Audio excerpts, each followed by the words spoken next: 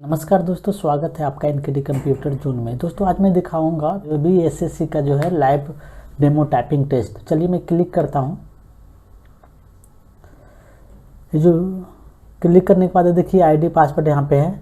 उसके बाद जो है साइन इन करता हूं। साइन इन करने के बाद इस तरह का इंटरफेस इंस्ट्रक्शन आएगा। इंस्ट्रक्शन को रीड करेंगे। रीड करने के बाद जो है नेक्स्ट पे क्लिक करेंगे। नेक्स्ट पे क्लिक करने के बाद जो अदर इम्पोर्टेंट इंस्ट्रक्शन आएगा। उसके बाद यहाँ पे जो है चेक बॉक्स होगा, उसको चेक कर लेंगे। उसके बाद जो है ये देखिए ये डेमो क्लास आ चुका है। ये टोटल जो है 5 मिनट का है, जो कि शुरू हो चुका है। चलिए टाइपिंग करता हूँ।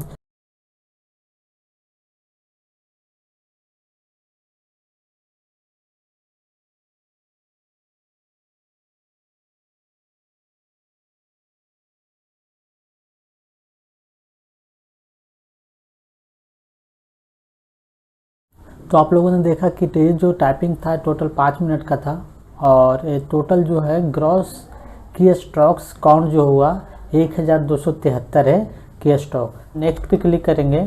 नेक्स्ट पे क्लिक करने के बाद देखिए फीडबैक आपका आएगा, उसको सबमिट करेंगे।